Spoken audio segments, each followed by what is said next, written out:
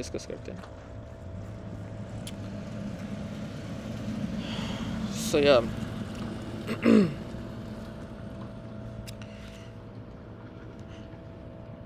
Bitcoin में हमने जो डिस्कशन की थी पहले, हम थोड़ा सा उसको रिपीट कर लेते हैं। जो लोग न्यू आए हैं, जिन्होंने न्यू ज्वाइन किया है, जो क्या कहते हैं पहली दफ़ा लाइव में आए हैं या चैनल में आए हैं, सो उनको मैं थोड़ा रीकैप देना चाहता हूँ। रीकैप में ये है कि हम बिटकॉइन के अंदर एक ये रेंज बना रहे थे, micro range high, micro mid range और माइक्रो मिड रेंज लो और मैक्रो रेंज लो। प्राइसेस, इसको मैं कहता हूँ रेंज स्ट्रेटजी, और ये मार्केट में बहुत वर्क करती है। अगर आप सिर्फ यही स्ट्रेटजी को फॉलो करें और उसको इतना स्टडी करें तो आप इसी स्ट्रेटजी से बहुत अच्छा कर सकते हो एनालिसिस। तो हुआ ये था कि ये एक बिटकॉइन ने एक अपना टॉप बनाया 99,000 का, उसके बाद वो गिर गया, मिड लेवल पर आया, ठीक है। उसके बाद फिर वो गया 1,04,000 तक, फिर उसमें एक गंदा सेल ऑफ आया 90,000 तक, ठीक है। उसके बाद वो उठा, ठीक है, और फिर थोड़ा सा ऊपर गया यहाँ तक, फिर यहाँ से दोबारा से उसमें 94 का आया, जिसमें आपकी डोमिनेंस बहुत ज़्यादा इंक्रीज़ हुई थी, ठीक है। सो कहने से मुराद ये है कि बिटकॉइन ने एक रेंज बना दी थी कि वो इस रेंज के अंदर चल रहा था पहले। ये उसने टॉप बनाया, फिर यहाँ पे वो कंसोलिडेट होता रहा, फिर नीचे आया 90,000 तक, फिर ऊपर गया यहाँ से। तो ये क्या था कि आपको नज़र आ रहा था कि एक 90 से लेकर 90,000 तक, 99 से लेकर 90,000 तक एक रेंज बन गई थी। तो रेंज के अंदर जो ऊपर वाला एरिया होता है वो रेंज हाई होती है, मिड वाला लेवल रेंज लो, मिड रेंज होती है, और नीचे वाला लेवल होता है रेंज हाई। मार्केट इसी तरह चलती है। अगर वो रेंज हाई से रिजेक्ट हुई है तो वो रेंज मिड रेंज पर आएगी लाजमी, ठीक है। अगर मिड रेंज टूटती है फिर वो रेंज लो पर आएगी लाजमी प्राइस, ठीक है। सो हम इस एक रेंज के अंदर जो है वो चल रहे थे, और यहाँ से हमने बहुत, जो मुझे फॉलो कर रहे हैं, हमने बहुत अच्छे तरीके से मार्केट को प्रेडिक्ट किया था, और सारी वीडियोस जाके पड़ी हुई हैं। अगर आपको मैं झूठ बोल रहा हूँ तो आप जाके सारी वीडियोस, सारे पूरे चैनल को जाके पीछे से देख सकते हो कि हमने यहाँ से लेकर इस पॉइंट से लेकर इस पॉइंट से लेकर ये जितना भी पीरियड है 99 से लेकर यहाँ से और आज तक, इन 25 डेज़ के अंदर जो भी प्राइस एक्शन हुआ है, हमने बहुत अच्छे तरीके से जो है इसको प्रेडिक्ट किया था। और इसी तरह ही होता है, और 100% चीज़ नहीं होती, लेकिन मैंने कोशिश यही की कि एटलीस्ट आपको 80-90% जो है वो चीज़ों की एक्यूरेसी दी जाए। मैंने बहुत कोशिश की। पहली चीज़ ये है कि आप देखो, अगर मैं इसको यहाँ से रिमूव करूँ तो आप देखो कि बिटकॉइन ने यहाँ पे आया, गंदा रिजेक्ट हुआ, ठीक है, यहाँ पर आया, फिर इसको क्रॉस किया, फिर 90 तक आके गिरा, फिर दोबारा रेंज में वापस आ गया, फिर इसी रेंज में रहा, ठीक है। ये एक रेंज हाई थी, ये मिड रेंज थी, ये रेंज लो थी। लेकिन एक मैक्रो रेंज जो बड़ी वाली रेंज थी वो क्या थी, उसका रेंज लो ये है, रेंज हाई ये है, और मिड रेंज जो है वो ये वाला है 90 वाला। तो मैंने ये सिंपली ये कहा था कि जब हम यहाँ पर थे, जब हम यहाँ पर आए, मैंने कहा कि हम 1,00,000 तक, 1,07,8 तक जाएंगे और वहाँ से हमें करेक्शन देखने को मिलेगी। लेकिन हुआ ये कि वो 1,07,8 नहीं, वो जैसे ही हम 1,04,000 पर आए तो हमें यहाँ से गंदा सेल ऑफ देखने को मिला। एक घंटे के अंदर, 1 घंटे से भी कम टाइम में बिटकॉइन ने 90,000 तक जो है वो विक मारी, और जो है इतना बड़ी लिक्विडेशंस हुई, ठीक है, $500 मिलियन की तकरीबन, ठीक है। लेकिन ये भी हमने प्रेडिक्ट इसलिए किया था क्योंकि मार्केट बहुत ज़्यादा ओवरहीटेड हो गई थी। फंडिंग रेट जो हैं, मैंने ये जाके आप दिखाया था कि जो फंडिंग रेट्स हैं वो बहुत ज़्यादा इंक्रीज़ हो गए थे। जब फंडिंग रेट इंक्रीज़ हो गए थे तो मार्केट में इस तरह का जो फ्लश आउट है, आप यहाँ कॉइन ग्लास पे आएंगे और यहाँ पर आके फंडिंग रेट हीट मैप को खोलेंगे, तो यहाँ पर 5 दिसंबर का दिन था, ठीक है, 5 दिसंबर का दिन था। यहाँ पे क्या दिन है, 5 दिसंबर, देख रहे हो इस पॉइंट पे 5 दिसंबर का दिन था, और यहाँ पर फंडिंग रेट जो है BTC के 99% पे जो है वो आ चुके थे। अब कोई बेवकूफ़ ही था जो यहाँ पे इस पॉइंट पे लॉन्ग कर रहा था। क्यों? कि भाई हम तो यहाँ रेंज तोड़ चुके हैं, ठीक है, रेंज को ब्रेक कर चुके हैं। तो भाई रेंज ब्रेक हो गई है, लेकिन उसने अभी तक रीटेस्ट नहीं किया, उसने अभी आज तक आपको कंफर्मेशन नहीं दी। तो जब तक प्राइस किसी लेवल पे आपको कंफर्मेशंस नहीं देती, आपने हमेशा प्राइस को देखना है कि वो एक सर्टेन लेवल पे क्या रिएक्शन दे रही है, जो मैं आपको बार बार कहता हूँ। आपने देखना था कि एक सर्टेन लेवल पे प्राइस क्या रिएक्शन दे रही है, उसके हिसाब से लोगों ने यहाँ से लॉन्ग किया, long long long long positions open की। उसके बाद मार्केट ने एकदम से जो है विक मारी और सबको जो है लिक्विडेट किया। $500 मिलियन की लिक्विडेशंस हुई, और जैसे ही लिक्विडेशन हुई है, जो फंडिंग रेट हैं बीटीसी के, वो आप देख सकते हो किस तरह रीसेट हो चुके हैं। और इस वक्त बीटीसी के फंडिंग रेट जो है वो इस वक्त 10.14% पे जो है वो आ चुके हैं। तो ये वाला जो एरिया आपको नज़र आ रहा है, अगर आप इसका थोड़ा कलर चेंज करें तो आपको नज़र आएगा कि यहाँ पे फंडिंग रेट्स हर कॉइन के बहुत ज़्यादा इंक्रीज़ हो चुके थे, जिसकी वजह से मार्केट ने फ्लश आउट्स दिए हैं और आपको ये सारा एरिया जो है रीसेट किया है फंडिंग रेट्स को। और अगर आप कॉइन एनालाइज पे जाके देखें, वैसे सर ये फंडिंग रेट से रीसेट होने जरूरी क्यों होते हैं? उन्होंने आपसे पैसा नहीं कमाना, सब आपको कमाने देंगे। वो आपको सही लिक्विडेट सही। करेंगे तो आपसे पैसा कमाएंगे ना। इसको इनको कहते हैं मैनिपुलेशंस। ये अब ये कौन जो कमाता है, ब्रोकर? नहीं, एक्सचेंजेस और बड़ी बड़ी वेल्स, ठीक है। अब जो यहाँ से पैनिक होते हैं ना, वो यहाँ सेल करते हैं। जब वो सेल करते हैं तो कौन बाय कर रहा होता है डिप्स पे? Exchanges, money makers. जब वो यहाँ से बाइंग करते हैं, यहाँ उनको अच्छा प्रॉफिट हो जाता है, ठीक है। सो आपको लिक्विडेट, देखो जब आप लिक्विडेट होते हो ना, मार्केट चल रही होती है फ्यूचर्स पे, ना कि स्पॉट पे। पूरी मार्केट आपकी फ्यूचर्स पे चल रही है। तो जब भी आपकी कोई आप लिक्विडेट होते हो ना, इट मीन्स कि आपसे किसी ने पैसा कमाया है, ठीक है। जब आप कोई बेचते हो, कोई चीज़ बेचते हो, तो अगला बंदा ख़रीदता है ना, कोई सेलर होता है तो आप बाय करते हो ना, ठीक है। सो आपको अगर कोई नुकसान हुआ है ना किसी चीज़ के अंदर, किसी ट्रेड में, समझो कि अगले बंदे को फ़ायदा हुआ है, ठीक है। सो यहाँ से लिक्विडेट हुए। अगर आप कॉइन एनालाइज पे जाके देखें, अगर यहाँ से आप ओपन इंटरेस्ट को जाके देखें, 5 दिसंबर वाले दिन में जाएं, ये जो वीक आई थी, यहाँ पे आप देख सकते हो कि ओपन इंटरेस्ट पीक पे पहुँचे हुए थे, 34 बिलियन पे पहुँचे हुए थे। वहाँ से बीटीसी ने जो है एक विक मारी है और सारे फंडिंग रेट को क्या किया, रीसेट किया। अब इस पॉइंट पे कभी भी मैं जो है वो लॉन्ग ना करता, ठीक है। लॉन्ग से मीन्स कि मैं बाय ना करता कोई भी चीज़, ठीक है, क्योंकि फंडिंग रेट बहुत ज़्यादा इंक्रीज़ होती है। ये आप लोग भी देख सकते हो। अच्छा, अगर आप इसको वीकली पे जाके देखो तो हम देख सकते हैं कि मार्केट में अभी जूस पड़ा हुआ है, या मार्केट में बस हो गई है मार्केट की। तो आपको यहाँ नज़र आएगा कि मार्केट में, अगर यहाँ पर आप इंडिकेटर में जाएं, यहाँ पे देखें ओपन इंटरेस्ट, सॉरी,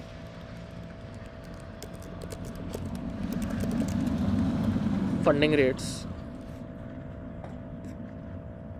इसको मैं बंद करता हूँ।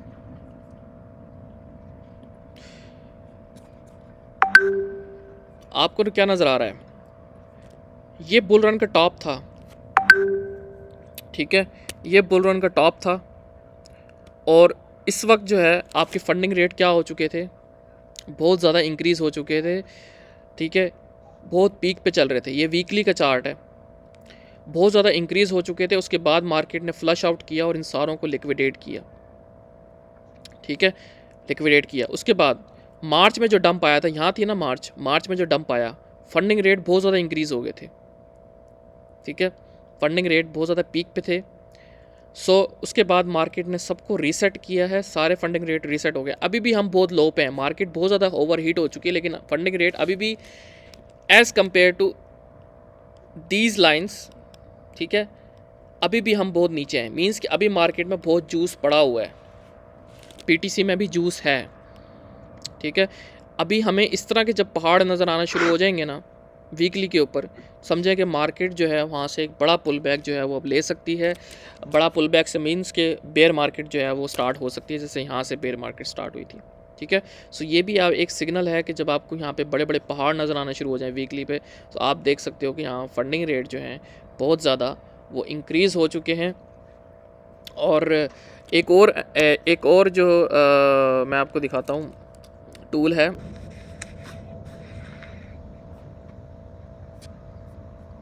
सबको नहीं आ रही? नहीं आ रही है, विजिबल है, आ रही है, आ रही है, आ रही है। आप जाएं क्रिप्टो यूट्यूब व्यूज़ पे,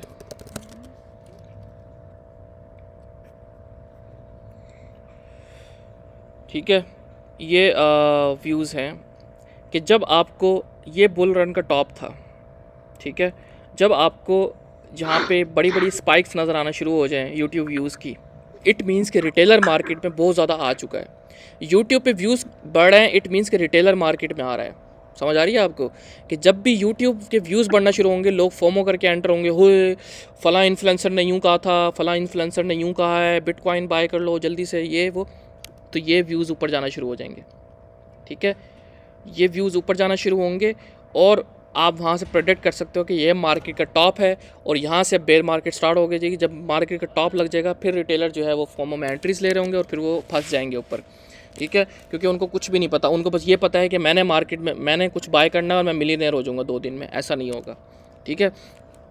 सो यहाँ पे उनको ट्रैप किया जाएगा। यूट्यूब व्यूज़ जो हैं वो इतने ज़्यादा इंक्रीज़ हो जाएंगे। आप देखोगे आजकल रिटेलर मार्केट में आना शुरू हो गया, XRP का पंप, XLM का पंप, H बार, ये सारे पंप आपको क्या इंडिकेट कर रहे हैं कि मार्केट में रिटेलर जो है वो एंटर हो चुका है, ठीक है।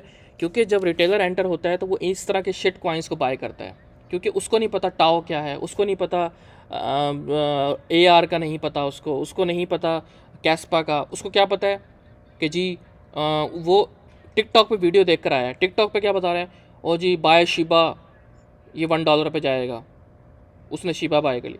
XRP को बाय करो, ये यहाँ से 10x जाएगा, उसने XRP बाय कर लिया। और ये कॉइन्स इजीली एक्सेसिबल होते हैं जो आपकी मेजर एक्सचेंजेस हैं, लाइक कॉइन बेस, आपकी जो दूसरी है US में बहुत मशहूर है, क्या नाम है इसका, रॉबिनहुड। Sorry, Robinhood. हाँ रॉबिनहुड। रॉबिनहुड पे ईजिली एक्सेसिबल हैं ये कॉइन्स, ठीक है। सो इस तरह ये जब शिट कॉइन्स पम्प करते हैं तो मीन्स के रिटेलर जो है मार्केट में है। अभी क्वालिटी ऑल्ट्स के अंदर उस तरह से पैसा नहीं है। आप देखो जो क्वालिटी ऑल्ट्स हैं वो अभी तक डंप है, लेकिन जो शिट कॉइन्स हैं और जो XRP जैसे कॉइन्स हैं, ठीक है, वो पंप कर रहे हैं, क्योंकि वो रिटेलर पंप करवा रहे हैं असल में। वहाँ से लिक्विडिटी जो है वो क्या कहते हैं, रिटेलर लेकर आ रहे हैं उसके अंदर लिक्विडिटी, ठीक है। सो ये इंडिकेशंस हैं, इनको आपने ध्यान में रखना है कि जब आपने प्रेडिक्ट करना है कि मार्केट का जो टॉप लगना है, और आपने किसी की नहीं सुननी, आपने ख़ुद रिसर्च करनी है। टाइमिंग जो है वो सबसे इंपॉर्टेंट है, ठीक है। और हर बुल मार्केट में एक कैटलिस्ट होता है, हर बेयर मार्केट में एक कैटलिस्ट होता है जो वजह बनती है। इस बेयर मार्केट की क्या वजह बनेगी, वो यही वजह बनेगी कि भाई ये जो पंप्स आ रहे हैं, बिटकॉइन को जो पंप कर रहा है, वो कौन पंप कर रहा है? Michael Saylor. माइकल सेलर, एक बंदे के पास जब इतनी ज़्यादा कैपेसिटी में बिटकॉइन आ जाएंगे, एक बंदा पूरे बिटकॉइन को लाइक सतोशी के बाद माइकल सेलर जो है वो इतना बड़ा उसके पास वो हो चुकी है होल्डिंग्स बिटकॉइन की, तो वो इजीली मार्केट को मैनिपुलेट कर सकता है। जब एक बंदे के पास पूरी पावर आ जाए तो वो अगर जब सेल करेगा तो मार्केट इजीली इफेक्ट होगी, ठीक है। और कहीं ना कहीं उसने प्रॉफिट तो बुक करना है अपना, ठीक है।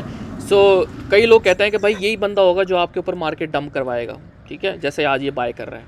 सो कहने से मुराद ये है कि बेयर मार्केट ने आना है।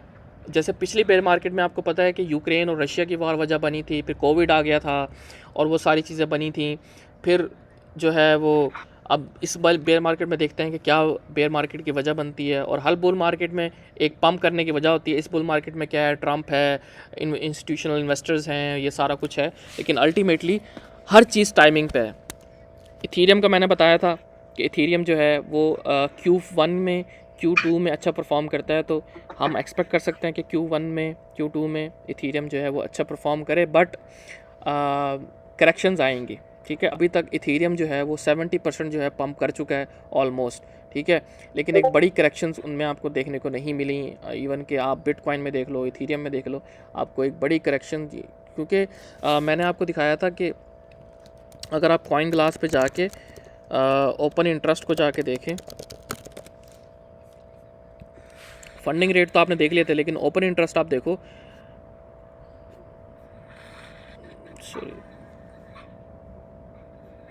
$22 बिलियन पे आ चुके हैं। ये आम मार्केट में 10 बिलियन से नीचे होते हैं, 10 बिलियन से ऊपर जाते हैं तो मार्केट में रिवर्सल आ जाता है, पुल बैक आता है, लेकिन ये $22 बिलियन पे हो चुके हैं। ये जितना भी ये जो फ्लश आउट आया था एकदम से मार्केट में, आपके फंडिंग रेट तो इफेक्ट हुए, लेकिन आपके जो ओपन इंटरेस्ट है वो आपका स्टिल सेम है। इट मीन्स कि मार्केट से अभी वेल्स जो हैं वो वेल जो हैं बड़ी बड़ी पोजीशन वाले जो लोग हैं मार्केट में भी बैठे हुए हैं, ठीक है, उनको लिक्विडेट नहीं किया गया मार्केट से, ठीक है।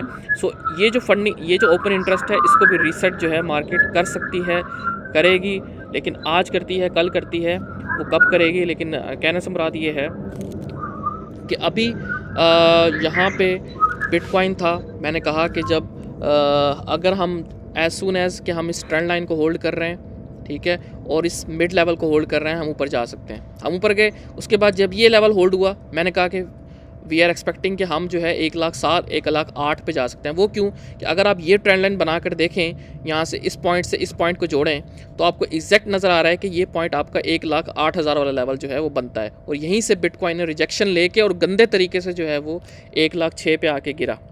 इट मीन्स कि यहाँ पे बहुत ज़्यादा सेल प्रेशर जो है मार्केट का है। सो अगर यहाँ से दोबारा से एक रेंज बन रही है ना, ये देखें, ये रेंज है,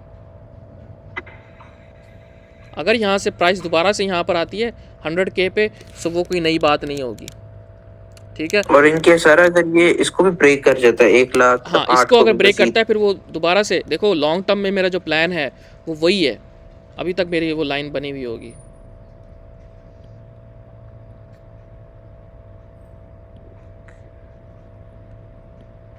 ये किसने छेड़ी है मेरी लाइन को?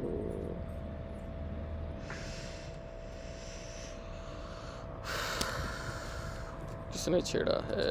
मैंने ये कहा था कि हम अभी तक प्लान वही एग्जीक्यूट हो रहा है। मैंने कहा था कि हम एटलीस्ट यहाँ पर जाएंगे 1,08,000 पे, यहाँ से अपना एक टॉप कंफर्म करने के बाद हमारी एक करेक्शन आएगी, डीप करेक्शन होगी, 77 तक CME गैप को फिल किया जाएगा, ये लोकल टॉप हमारा कंफर्म होगा इस एरिया में, और वहाँ से मार्केट जो है वो गिरेगी और CME गैप तक मे बी मोर डीपर, और फिर उसके बाद जो है मार्केट अपना बुल रन का टॉप जो है वो बनाएगी। और इस पीरियड में जो लोग हैं, काफ़ी लोगों को क्या किया जाएगा, लिक्विडेट कर दिया जाएगा, ठीक है। अच्छा, ये सर आप ये फिगर आउट कैसे किया सर कि 1,08,000 तक, वो तो ठीक है, ट्रेंड लाइन शो कर रहा रही है हमें कि 1,08,000 तक जाएगा, वहां से डंप ले सकता है, ठीक है, लेकिन if any chance Michael Saylor consistently sir वो बाय करता जा रहा है, उससे लोग फोमो करके रिटेलर्स आते जा रहे हैं मार्केट में, कई बंदा खरीदी जा रहा है, हम भी खरीद लेते, तो इज इट अ प्रोबेबिलिटी कि 1,08,000 को भी क्रॉस कर दे? मतलब मैंने व्हाट्सएप के अंदर भेजा था कि मे बी हम 1,10,000 पे भी चले जाएं, ठीक है। जी वो भी आपने भेजा था। हाँ, इन केस 1,10,000 पे, ये नहीं हो सकता 1,10,000 पे हम चले जाएं, लेकिन देखो, again you can not catch the exact bottom of the market and you can not catch the exact top of the market. आप नहीं कैच कर सकते कि मैं कहूँ मैं नजूमी नहीं हूँ, ना मैं मनी मेकर्स हूँ, ना मैं जस्ट एक लेवल बता रहा हूँ कि यहाँ ये लेवल्स बताने का मकसद क्या है कि आपने अपने आप को रेडी रखना है। बताने का मकसद ये होता है, रेडी का मतलब ये नहीं है कि पूरा बाहर आ जाओ मार्केट से, रेडी का मतलब ये होता है कि अब जैसे जैसे मार्केट यहाँ जा रही है ना ऊपर, आपके ऑल्ट कॉइन इसको कैचअप करेंगे, ऑल्ट कॉइन ऊपर जाना शुरू होंगे फॉर एग्जांपल, तो आपने क्या करना है कि थोड़ा थोड़ा क्या करना है, प्रॉफिट बुक करना है। आपका एक मीटर होना चाहिए, मीटर है कि मैंने 35% कैश को मीटर को पूरा करना है। अभी आप 10% कैश में हो, मार्केट ऊपर जा रही है, आप क्या कर रहे हो, 4% सेल कर दिया, फिर 5% सेल कर दिया, फिर एक कॉइन बहुत अच्छा परफॉर्म करके वहाँ से आपने 10%, तो आपका मीटर अल्टीमेटली जो आपका टारगेट है कि मैंने 35 से 40% कैश को में लेकर आना है अपने आप को, कि जब हमें इस तरह का पुल बैक जो है वो देखने को मिले। अब ये अगेन एवरीबडी इज़ एक्सपेक्टिंग कि हम CME गैप तक आएँ, एवरीबडी इज़ एक्सपेक्टिंग, उनको भी पता है, ठीक है, मे बी हम CME गैप तक ना आएँ, हम ये वाला जो मैक्रो रेंज लो है इसी तक आएँ और यहाँ से जो है वो ऊपर चले जाएं। समझ आ रही है? सो कहने से मुराद ये है कि कोई भी बॉटम नहीं पकड़ सकता। मैं ये नहीं कि यहाँ मैंने लाइन बनाई है तो ये इस तरह ही होगा, बिल्कुल एग्जैक्ट ऐसा नहीं है।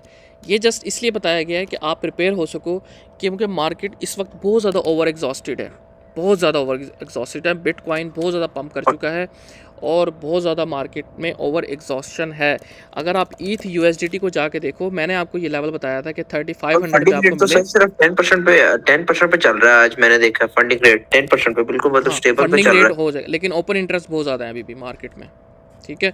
और आप ये देखो है। कि ये जो इथीरियम है, ये मैंने आपको इस लेवल पे कहा था बाय करने का, यहाँ तक आपने मूव कर दिया, मैंने कुछ पोजीशन यहाँ बुक कर ली, ठीक है। अब बुक क्यों की हैं? क्योंकि हम एक मेजर एरिया पे हैं, ठीक है। अब हम यहाँ से बड़ी करेक्शन यहाँ से भी ले सकते हैं, या हम कहें कि हम एटलीस्ट ये जो हमारा बुल रन का टॉप है इथीरियम का, पिछली बुल रन का टॉप जो है इथीरियम का, वो क्या है 48,000 और 4800 तक, यहाँ तक जाएं और उसके बाद हमें एक पुल बैक जो है वो 3000 तक जो है पुल बैक देखने को मिले, और उसके बाद हम मार्केट में बड़ी जो है वो क्या कहते हैं, जो हमारा बुल रन का टॉप है वो हम जो है बनाएं। ठीक है, क्योंकि इतना इजी नहीं है, मैं अगेन वही कहूँगा कि इतना इजी नहीं है बुल मार्केट के अंदर कि आप जो है हर बंदा पैसा बना ले। हर बुल मार्केट में अगर आप चार्ट जाके देखो, हर बुल मार्केट में वो आपको ट्रैप करते हैं। ठीक है, सो वो ट्रैप कब करते हैं, जब वो कहते हैं ना कि जब हर बंदा क़यामत को भूल जाए तभी क़यामत आएगी, जब हर बंदा क़यामत को भूल जाएगा। ठीक है, सो जब वो डंप को भूल जाएंगे ना सब लोग, ठीक है, तो तब आएगा डंप। ठीक है, जैसे यहाँ पर भूल गए थे, जैसे मार्च में भूल गए थे। ठीक है, जब सब लोग भूल जाएंगे ना कि भाई अब हम तो बस ऊपर जाने वाले हैं, अब हमें कोई ट्रैप नहीं कर सकता, तभी आएगा ट्रैप। ठीक है, और वो तभी आएगा जब आप, अभी तो आपको ताज़ा ताज़ा याद है ना, क्योंकि डंप में हो अभी ताज़ा ताज़ा, तो इसमें आपको इतना ज़्यादा ट्रैप नहीं कर सकता। तो मे बी देखो, ये जो पंप आया, मुझे कोई जवाब दे सकता है कि ये जो बिटकॉइन में पंप आया ये क्या वजह थी? हम 70 से 1,10,000 1,08,000 पे आ गए हैं। 2 रीज़न्स हैं, एक माइकल सेलर, ठीक है, दूसरी रीज़न है ट्रम्प का जीतने की। ठीक है, अब माइकल सेलर जो है वो भी अब बहुत ज़्यादा बाइंग जो है वो कर चुका है। अब जो ट्रम्प है, आपको याद होगा कि एक कॉन्सेप्ट है by the rumour cell the news. ठीक है, रूमर क्या था कि ट्रम्प आएगा, जीत जाएगा और मार्केट जो है ऊपर जाएगी। अब ट्रम्प की इनॉग्रेशन होने वाली है जनवरी में। ठीक है, तो मे बी जनवरी की जो इनॉग्रेशन है वो हमारे लिए सेल द न्यूज़ इवेंट बन जाए। ठीक है, अभी मैं ये नहीं कह रहा, अब तो दिसंबर भी ख़त्म होने वाला है। आई एम एक्सपेक्टिंग कि मे बी हम जनवरी के एंड में या फरवरी में हमें एक करेक्शन देखने को मिले। एटलीस्ट 80,000 तक तो आए ना, ज़रूरी नहीं है CME गैप पे लो, एटलीस्ट 80,000 तक आए। और मैंने आपको लेवल्स बता दिए हैं, कौन से लेवल्स हैं वो मैंने आपको बता दिए हैं। वैसे सर अगर ट्रम्प ने क्या कहते हैं, क्या कह रहे थे आप, इनॉग्रेशन? जी, वो ट्रम्प अभी ऑफिस में नहीं आया ना। जी, तो उससे मार्केट पंप नहीं करेगी क्योंकि प्रॉपर पावर में आ जाएगा वो बंदा। अगेन वैसे मैंने वही बात की है ना कि तो by the rumour cell the news. हमेशा मार्केट में अच्छी न्यूज़ बुरी बन जाती है, बुरी न्यूज़ अच्छी बन जाती है। ये आपने अब तक देख चुके हो, मार्केट में कोई अच्छी न्यूज़ आती है मार्केट डंप हो जाती है। क्यों? क्योंकि वो ट्रैप करते हैं, उनको पता है हर कोई अच्छी न्यूज़ सुन के लॉन्ग करेगा, हम उनको डंप कर देते हैं। ठीक है, सो अभी CPI के जो डेटा आया था इन्फ्लेशन का, वो बुरा आया था, लेकिन मार्केट ने पंप किया। ठीक है, तो वो क्यों था? क्योंकि इन्फ्लेशन बढ़ी है, मार्केट पंप कर रही है, तो वो इसलिए था कि ट्रैप करती है मार्केट अल्टीमेटली आपको।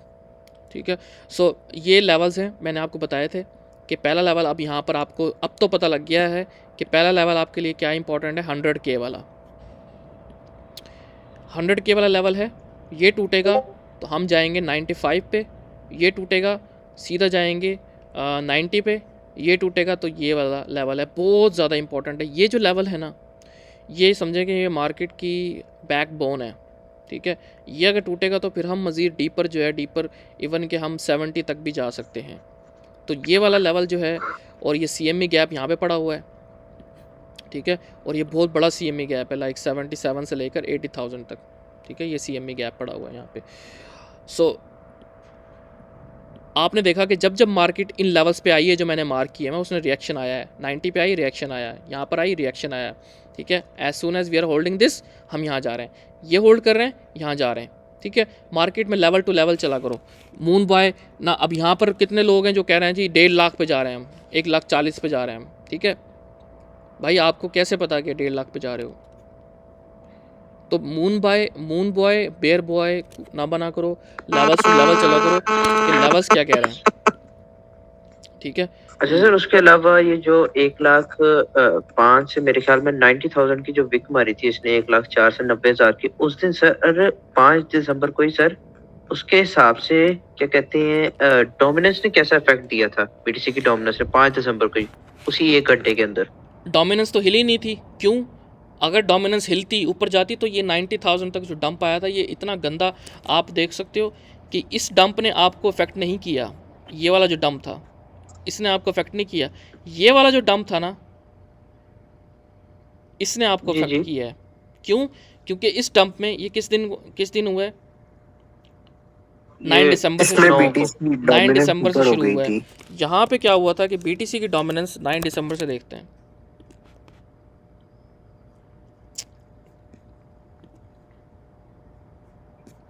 अगर इसको 4 आवर पे लेके जाएं,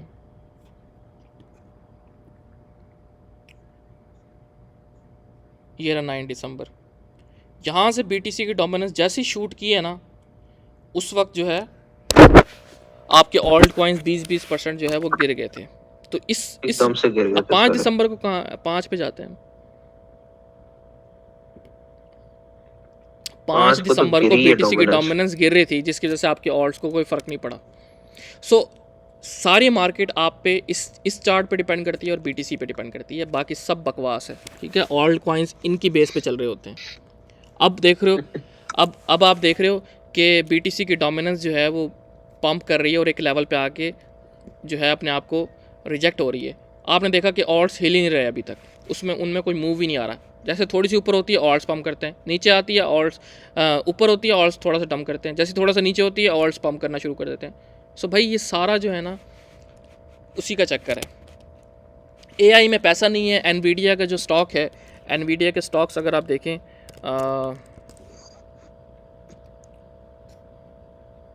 एनवीडिया जो है ये वीकली खोला हुआ है मैंने, अगर आप इसको डेली पे देखें तो एनवीडिया के स्टॉक के अंदर बहुत ज़्यादा सेल ऑफ आ रहा है, जिसकी वजह से आपके जो एआई कॉइन्स हैं वो पंप नहीं कर पा रहे।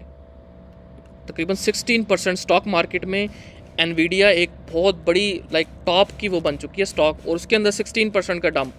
सो इस वजह से आपके एआई कॉइन्स नहीं पंप कर रहे, टाओ, एफईटी, रेंडर ये नहीं पंप कर पा रहे, ठीक है, बिकॉज एनवीडिया पंप नहीं कर टेस्ला रहा। किस नैरेटिव में चली जाती है सर? टेस्ला तो ऑल टाइम हाई बना चुकी है अपना। हाँ टेस्ला तो बना चुकी है, टेस्ला का ऐसा कोई लिंक नहीं है ना, टेस्ला का लिंक है डॉज के साथ, डॉज के साथ। ठीक है। लेकिन एनवीडिया के साथ आपके सारे एआई कॉइन्स का लिंक है, एनवीडिया की अच्छी रिपोर्ट आती है और सारा कुछ होता है। सो आपने क्या करना है, आपके ऊपर काम यही है कि आपने बस इन चार्ट्स को स्टडी करना है, बीटीसी डोमिनेंस को। बीटीसी डोमिनेंस में अभी तक हम सेफ़ हैं, ठीक है। ये जो ट्रेंड लाइन है, आपको पता है कि जब भी कोई चीज़ ब्रेक होती है तो रीटेस्ट करने के लिए जाती है, फिर दोबारा से डंप करती है। सो अभी तक हमारा वही प्लान चल रहा है कि मैंने कहा था कि हम यहाँ पे डंप करें, यहाँ से बाउंस आएगा, बाउंस आया, ऑल्ट कॉइन गिरे, ठीक है, उसके बाद हम इसी ट्रेंड लाइन की रिस्पेक्ट कर रहे हैं। अब ये रेजिस्टेंस बन चुकी है, पहले सपोर्ट थी, अब रेजिस्टेंस बन अब चुकी है। अब डोमिनेंस कम हो जाएगी, अब गिरेगी यहाँ से अगर ये यहाँ से रेजिस्टेंस। गिरेगी तो आपके ऑल्ट कॉइन जो हैं, अब अच्छा मैं पंप पता करेंगे। है क्या एक्सपेक्ट कर रहा हूँ, मैं एक्सपेक्ट ये कर रहा हूँ कि बीटीसी, मैं चाहता हूँ, एक्सपेक्ट नहीं कर रहा, मैं बस चाहता ये हूँ कि बीटीसी जो है अपने आप को यहाँ स्टेबल कर ले एक रेंज में, ठीक है, 1 लाख वाली रेंज में या इस रेंज में अपने आप को स्टेबल कर ले, और ये यहाँ से जो बीटीसी की डोमिनेंस है वो जो है वो गिरना शुरू हो जाए, फिर आपके ऑर्ड्स देखना कैसे उड़ाएंगे, ये यहाँ से गिरना शुरू हो जाए, यहाँ तक बीटीसी गिरे, साइडवेज मूव करना शुरू यहाँ कर तक दे गिरे, और डोमिनेंस गिरना शुरू हाँ हो जाए। यहाँ तक गिरे, और यहाँ पे आप कुछ प्रॉफिट बुक करो, यहाँ पे प्रॉफिट बुक करो, क्योंकि ये लेवल इंपॉर्टेंट है। ये जब ब्रेक होगा तो फिर हम एक्सपेक्ट कर सकते हैं कि हमारे ऑल्ट्स और ज़्यादा नीचे और ज़्यादा पंप करेंगे, लेकिन ये लेवल होगा कि जहाँ पे आप प्रॉफिट दोबारा से बुक कर सकते हो यहाँ से बाइंग करने के बाद। समझ आ रही है? सो ये मेरा प्लान जी है, जी। लेकिन ये शॉर्ट टर्म प्लान्स हैं। लॉन्ग टर्म क्या प्लान है कि आपने अपना जो मीटर है, अपना जो पोर्टफोलियो है, उसको ऐसे डिज़ाइन करना है कि आपके पास बड़ा क्रैश अगर मार्केट में आता है, अगेन मार्केट में क्रैश नहीं आता, 60% तो है ना, I am happy with my 60% portfolio. अगर मेरा पोर्टफोलियो 60% से इंक्रीज़ कर रहा है और वही मैंने लगाया हुआ है और मेरा रिस्क मैनेज है, तो मुझे कोई बुराई नहीं है। मैं नहीं चाहता कि मैं ऑल इन होकर अपने आप को पूरा रिस्क में डाल दूँ और मार्केट डंप करे तो मैंने जितना कमाया है वह सब मैं लुटा दूँ, ठीक है। और ऐसे ही होगा, जितने भी ऑल इन है ना इस वक्त, अब मार्केट में अगर बड़ी करेक्शन आ गई तो वो सब कुछ जो उन्होंने जितना कुछ बनाया होगा ना अब तक अपनी पूरी क्रिप्टो हिस्ट्री में, वो सब चला जाएगा, ठीक है। सो इसलिए रिस्क मैनेज करके चलो, और इस तरह बाकी जो है 2-3 ऑल्ट कॉइन जो अच्छे लग रहे थे वो मैं डिस्कस कर लेता हूँ। एक तो है कैस्पा, ठीक है, आप जो है इनमें पोजीशंस बना सकते हो, लेकिन अगेन रिस्क मैनेज करना है। ऑल में चले जाए, फंड्स ढूंढ रहे हैं। सॉरी,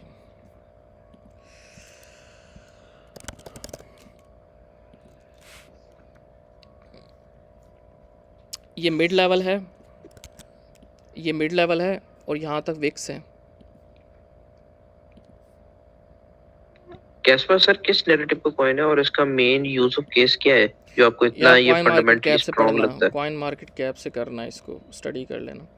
तो ओके। आप जो है इसकी देखोगे कि ये वीकली मिड रेंज है। अगर आप इसके वीकली पे चार्ट पे जाओगे तो आपको नज़र आएगा कि ये जो रेंज है ये बहुत ज़्यादा इंपॉर्टेंट है। अगर ये टूटी तो हम रेंज लो पे जाएंगे, ये वाली रेंज पे। ठीक है, सो अभी जो रेंज मिड रेंज है वो इसकी होल्ड है। ठीक है, यहाँ पे विक्स पड़ी हुई है, नीचे विक्स लगती हैं, तो ये भी नीचे विक्स लग रही हैं। तो जब तक हमें प्रॉपर एक नीचे क्लोजिंग नहीं मिलती, कैंडल्स क्लोज होती हुई नज़र नहीं आती, तो हम नहीं कह सकते कि हम बेरिश हैं। तो ये बहुत अच्छा एरिया है कैस्पा के अंदर। तकरीबन कैस्पा जो है यहाँ से करेक्शन ऑलमोस्ट 25% की करेक्शन भी ले चुका है और बहुत अच्छे जोन में है। तो इसमें आप थोड़ी थोड़ी पोजीशन जो है बनाना स्टार्ट कर सकते हो। और इससे हमने आपको पता है कि कितना अच्छे प्रॉफिट्स बनाए। एक दफ़ा यहाँ बनाया था, फिर बुक किया था, फिर यहाँ आया था, फिर बाई किया था, फिर यहाँ पंप किया था, तो यहाँ पे हमने बुक किया था प्रॉफिट, क्योंकि ये रेजिस्टेंस थी यहाँ पे। दूसरा जो है वो AR है। AR में मैंने आपको कहा था कि फेब के अंदर इसकी कोई बहुत बड़ी न्यूज़ आ रही है जिसकी वजह से जो है AR पंप कर सकता है। ठीक है, सो मैंने ये ग्रीन जोन बताया था कि इसके अंदर जो है बाय कर सकते हो। अभी भी करंट लेवल बहुत अच्छा है, 0.618 को होल्ड कर रहा है। और 20 वाला जो लेवल है, $20 वाला, ये बहुत अच्छा लेवल है AR का, इसको आप बाय कर सकते हो। इसका जो टारगेट मैं देख रहा हूँ मिड टर्म में, वो $44 जो है वो मैं देख रहा हूँ। उसके अलावा FET है। FET भी बहुत अच्छे लेवल पर आया हुआ है। कैसे, अगर आप इसके वीकली चार्ट पे जाओ तो ये जो लेवल है, आपने देखा कि जब भी कोई चीज़ ब्रेक की जाती है, ये कंसोलिडेशन जो है इतने टाइम से हो रही थी, इसको ब्रेक किया, अब इसको रीटेस्ट करने आ रहा है। रीटेस्ट करेगा, उसके बाद यहाँ से ये बड़े जो है लेग अप देगा। ठीक है, सो अभी ऑल्ट कॉइन जो है, सॉरी AI कॉइन है, उनके अंदर पैसा भी नहीं है, तो ये बहुत अच्छा लेवल पे है। FET, जिसने FET में पोजीशन बनानी है, तो ये लेवल बहुत ज़्यादा अच्छा है, वो इसमें पोजीशंस बना सकता है। और ये मार्केट ऐसी नहीं है कि जिसमें आप शॉर्ट टर्म ट्रेडिंग करो या स्कैल्पिंग करो। आपके स्टॉप लॉस इजीली हिट हो जाएंगे, क्योंकि बिटकॉइन जो है वो 2-2 हज़ार की, 1-1 हज़ार की विक्स दे रहा है। ठीक है, सो इस मार्केट में आप लिक्विडेट हो जाओगे, स्टॉप लॉस हिट हो जाएंगे। तो आप क्या करो कि जब भी आपको डंप्स मिलते हैं अच्छे लेवल्स पे, तो अभी अच्छे लेवल पे कैस्पा है, FET है, और कौन सा मैंने बताया, AR है। उसके अलावा सोलाना है। सोलाना के मैं पर्सनली मैं इस ट्रेड में भी हूँ, AR में भी हूँ, कैस्पा में भी हूँ, FET भी मैंने बाय कर लिया है, और सोलाना भी जो है मैंने इस लेवल पर बाय किया है 210 वाले लेवल पे। क्यों? क्योंकि ये वीकली चार्ट पे अगर आप जाके देखो तो ये बहुत ज़्यादा अच्छा लेवल है। ठीक है, वीकली चार्ट पे पिछला जो बुल मार्केट, सॉरी पिछली जो बुल मार्केट है, उसका जो ये डिमांड जोन भी है। और जब ये यहाँ से रिजेक्ट हुआ था तो इसमें गंदा डंप आया था। अब जब इसने इसको क्रॉस किया है तो अब रीटेस्ट करने के लिए आया है। तो as soon as we are holding this area, अगर आप इसको डेली पे जाके देखो तो आपको नज़र आएगा कि यहाँ पे ये अपने आप को होल्ड कर रहा है। ठीक है, होल्ड भी कर रहा है और एक बुल फ्लैग टाइप का जो है वो पैटर्न भी बना रहा है एक पंप के बाद। ठीक है, तो जब अगर हम इसको ब्रेक करेंगे तो हम जो है $300 तक जो है मेरा टारगेट है सोलाना पे।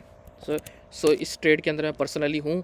तो ये एक चार्ट है, देखो लेवल्स देखा करो, कि वीकली के लेवल्स देखा करो, बड़े लेवल्स देखा करो, तब आपको अच्छी कंफर्मेशन मिलेगी। बड़े टाइम फ्रेम पे देखा करो कि क्या हो रहा है, तब आपको जो है वो एक अच्छी जो है वो कंफर्मेशन मिलेगी।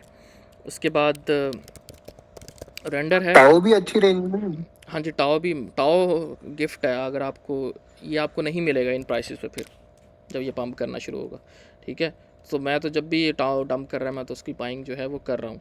अच्छा, रेंडर जो है वो दोबारा से जो है वो लेवल्स में आ रहा है।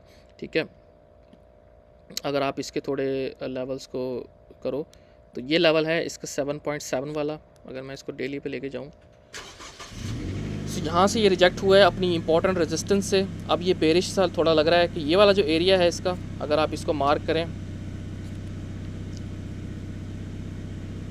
ये ग्रीन जोन है, यहाँ पे आप 7.7 में आप रेंडर के अंदर जो बाइंग कर सकते हो। और ये बहुत अच्छा प्रोजेक्ट है AI को लेके, और मतलब सेफ इन्वेस्टमेंट है, बहुत ज़बरदस्त प्रोजेक्ट है रेंडर। और भाई डब्ल्यू कॉइन कैसा है? ठीक है, WSD यार मैंने ये पर्सनली जो डब्ल्यू है बाय नहीं किया ये कॉइन ना, मुझे नहीं इसका आइडिया कैसा है कैसा नहीं है। अभी ये जो है ना एक रेंज के अंदर है, लाइक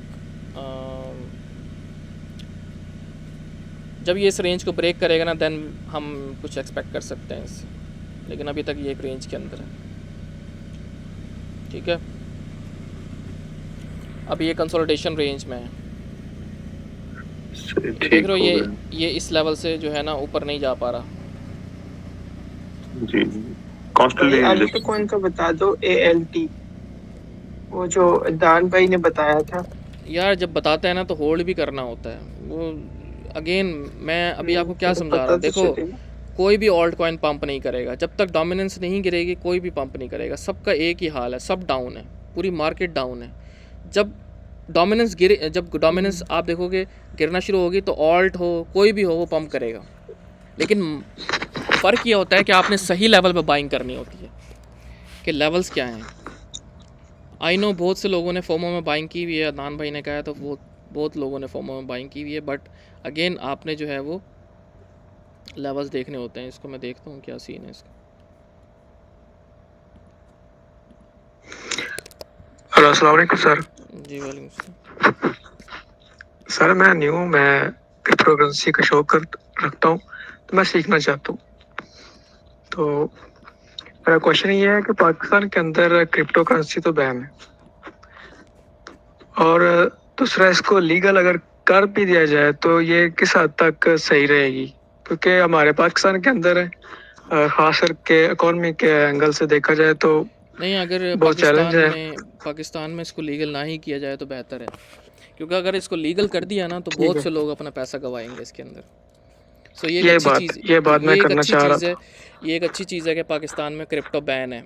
क्योंकि अगर ये अनबैन हो था। गई तो आपकी सोच है कि कितने लोग इसमें एक तो पैसा गंवाएंगे, दूसरा कितने स्कैम होंगे, कितनी कंपनीज। आपको पता है FIA ने पिछले दिनों कितनी कंपनीज पकड़ी थी जब ये जब कोटेक्स वाला ये बाइनरी ट्रेडिंग का वो स्टार्ट हुआ था, कितने लोगों ने एक्सचेंज बनाई, लोगों से पैसा इकट्ठा किया, भाग गए। ठीक है, मेरा भी हज़ारों की 12,000 तादाद। डूबा था इसमें। ठीक है, सो भाई सर यही पाकिस्तान मैं जैसे कहना मुल्क चाह में अगर क्रिप्टो लीगल हो गई तो मेरा नहीं ख्याल कि वो तबाही तबाही है भाई। सर ये मुझे बताएं कि हमारे अब तक क्रिप्टो के अंदर कितने पैसे लग चुके हैं। कितने पैसे लग चुके हैं मतलब पाकिस्तान के ऑलरेडी जितने भी लोग काम करते हैं, जो भी कर रहे हैं, मैं समझा क्योंकि नहीं आपका आईटी सवाल। शहर वालों को तो पता है, आईटी शहर वालों को तो पता है ना कितना पैसा इन हो रहा है और आउट हो रहा है, तो फिर इसको ऊपर बैन क्यों नहीं करते। किसको बैन नहीं करते? ये जो क्रिप्टो वगैरह ऑलरेडी पाकिस्तान के अंदर चल रही है, इनको पता भी है, तो फिर इनको बिल्कुल क्यों खत्म नहीं कर रहे। वो करते हैं, जब कोई पकड़ा जाता है तो करते हैं। बाकी नहीं हमारा ये सिस्टम तो हमारा सिस्टम जो है वो इस तरह का है नहीं, कि इतना कोई अच्छा सिस्टम है नहीं। लेकिन जब पकड़े जाते हैं तो यार कमाने तो थोड़ा सा क्यों आपने पकड़वाना है हमें। यही तो मैं पूछ रहा हूँ ना सर। कुछ लोग पैसे, इजी पैसे की वजह से हम ट्रांजैक्शन करते हैं, बैंक भी हमारे साथ नहीं है, तो काफ़ी इश्यूज आते हैं कि अगर आप किसी को अच्छी अमाउंट भेज दें, ठीक है, तो वो बंदा गायब हो जाए। यार तो छोड़ो यार, FBL ये जो असल में ना होते हैं वो ये ना बाद में केस कर देते, कह रहे आप जो लोग हैं ना किसी ऐसे बंदे को पैसे दे रहे हो जो एजेंसी के ऊपर काम करते हैं, यार देखो कह लें कि गैर कानूनी बात के तो ऊपर। सुनो, इस चीज़ से मुझे बहुत डर लग रहा है। मैंने बहुत सारे पैसे जो पाए किए हैं, मेरी कमाए भी आवाज़ आ हैं रही है? क्रिप्टो के ऊपर से। जी मेरी आवाज़ आ रही है? जी जी जी जी यार। मैं ये कह रहा हूँ कि ये रिकॉर्डिंग हो रही है तो इस तरह की बातें ना करो इस पे। सर, यही तो इम्पोर्टेंट है ना, सबसे यही चीज़ तो जो इम्पोर्टेंट है। ये यार पाइथ इसके बाद आप API3 करना। और ओंडो ओंडो के बारे में कुछ आइडिया होगा? ओंडो यार API3 और ओंडो का पाइथ, ना ये 3 कॉइन। इसके अनलॉक्स आ रहे हैं, सो आफ्टर अनलॉक्स आप इसको बाय कर सकते हो। अच्छा प्रोजेक्ट है। इसके आ रहे हैं ये 18 बाइनेंस पे जनवरी भी को। लिस्ट होने वाला है ओंडो। 3.7 बिलियन डॉलर के तकरीबन 134% जो है सर्कुलेटिंग सप्लाई का जो है 134% जो है वो अनलॉक हो रहा है। तो ये बहुत बड़ा अनलॉक आ रहा है, तो इसके बाद आप बाइंग कर मैंने सकते हो। मैंने रिसेंटली एक सिग्नल पे ऐप कॉइन लिया था, तो अभी मुझे उसको पता नहीं था, अभी मैंने देखा तो उसकी टोकन अनलॉकिंग है कल। तो ऐप का कोई आइडिया है कितना गिर सकता है ऐप कॉइन? कितनी डिपेंड करता है इसकी अनलॉकिंग कितनी है। हाँ, ये करो काइंडली इसको देख के बता दें। मैंने इस पे किया अभी लॉन्ग है। नहीं इतनी ज़्यादा नहीं है, सिर्फ $23 मिलियन की है। सही। ये ना होने के बाद टोटल कितनी सप्लाई हो चुकी है बीटीसी की? कितनी सप्लाई हम अब तक माइन कर चुके हैं हम टोटल? ये गूगल पे आप देख लोगे। अगेन ओंडो की सप्लाई बहुत ज़्यादा अनलॉक हो रही है। अगर किसी ने ओंडो किया हुआ है तो कुछ प्रॉफिट जो है प्रॉफिट में है तो प्रॉफिट बुक कर सकता है, उसके बाद जो है दोबारा से बाय कर सकता है, क्योंकि ओंडो की तकरीबन 3.72 बिलियन डॉलर के जो है 100% से ज़्यादा सप्लाई अनलॉक हो रही है। ठीक है सर, क्या आप ये बता सकते हैं पाकिस्तान के लोगों में कितने बिटकॉइन बाय किए हुए हैं? यार मैं कैसे बता सकता हूँ यार, मुझे क्या पता कितने बाय किए। तो ये कैसा सवाल कर रहे हैं आप? ये कोई कैसे टेक्निकल सवाल सवाल कर करें। देखिए अच्छा, मैंने ना ऑल्ट कुछ कॉइन का भी पूछ रहा था, तो illegal ऑल्ट का ना तरीके से ये ना कुछ लेवल चीजें है, मैंने ढूंढी हैं, मेरी ऑल्ट रिसर्च है। ऑल्ट का देखिए, ये लेवल है बहुत कंसोलिडेशन सारे होने जो की। बड़े लोग हैं वो बाय करते हैं, लेकिन पता नहीं चल रहा वो क्या लेके ब्लैक मनी का कोई निजाम उन्होंने बनाया हुआ है। वो चीजें बाय करते बाहर चले जाते, पैसा सारा हमारा बाहर जा रहा है बगैर वजह से। मेरे ख्याल तो में इस तरह भाई जो है भाई कोई ना इनको म्यूट कर खुफिया दें थोड़ी देर के लिए, भाई टाइम कम है। भाई खुफिया कोई एजेंसी से आए हैं, कोई सवाल जवाब कर रहे हैं, क्या पता। सही बात है, अजीब व गरीब सवाल कर रहे हैं, ये तो बेमकसद। चलें यार, टाइम जो है वो ख़त्म हो रहा है, 2 मिनट्स हैं। और ऑल्ट कॉइन चलिए का मैं यही ठीक है बता सर, रहा हूँ माजरत है अगर मेरी बात को बुरी लगी हो, नहीं लेकिन नहीं चले अच्छा यार, कर फिर जल्दी कभी कर करेंगे। मेरी बात सुनो, मेरी बात सुनो। हम जो है ना ऑल्ट कॉइन के अंदर जो है कंसोलिडेशन कंप्लीट करने के बाद ब्रेकआउट किया, अब इसको रीटेस्ट करने आ रहा है। तो ये लेवल है ऑल्ट कॉइन के अंदर दोबारा पोजीशन बनाने का, जो लोग कह रहे हैं ऑल्ट कॉइन के अपडेट, तो ये लेवल है। ये ट्रिगर का वेट करो, इस लेवल पर आए तो आप बाइंग कर सकते हो। लेवल अच्छा है वीकली के ऊपर, हमेशा वीकली और मंथली पे देखा करो चीज़ों को, फिर आपको अच्छे लेवल्स मिलेंगे। ये जो ग्रीन जोन है अनलॉक का क्या मतलब होता है? किसका ये लॉक और अनलॉक मतलब एक कॉइन का अनलॉक का मतलब होता है कि ना उसकी सप्लाई और आ रही है मार्केट में। तो जब किसी चीज़ की सप्लाई और आती है मार्केट में तो उसकी डिमांड कम हो जाती है। जब डिमांड कम होती है तो प्राइस नीचे गिरती है। सप्लाई एंड डिमांड से प्राइस बढ़ती है ना। जब किसी चीज़ की सप्लाई ज़्यादा हो जाए, डिमांड कम हो जाए, उसकी प्राइस गिरना शुरू हो जाती है। जब किसी चीज़ की डिमांड बढ़ जाए, सप्लाई मार्केट में कम हो जाए, तो फिर उसकी प्राइस बढ़ना शुरू हो जाती है।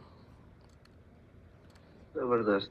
ओके ब्रो, आपका एनालिसिस बहुत जबरदस्त है, और मैं ऑलरेडी खासे पेड प्रीमियम ग्रुप्स को फॉलो कर रहा हूं, लेकिन आपका मैंने देखा, मुझे बड़ा अच्छा लगा है। और ये जिस तरह आपने बताया, चले ये यार, चीजें ठीक है, कोई भी नहीं बता इंशाल्लाह। रहा, थैंक यू। कोई नहीं बता रहा ये कुछ। दुआ मेरा याद ऑनरेबल रखना। Man, you such honourable. Allah हाफिज़, टेक केयर, बाय बाय।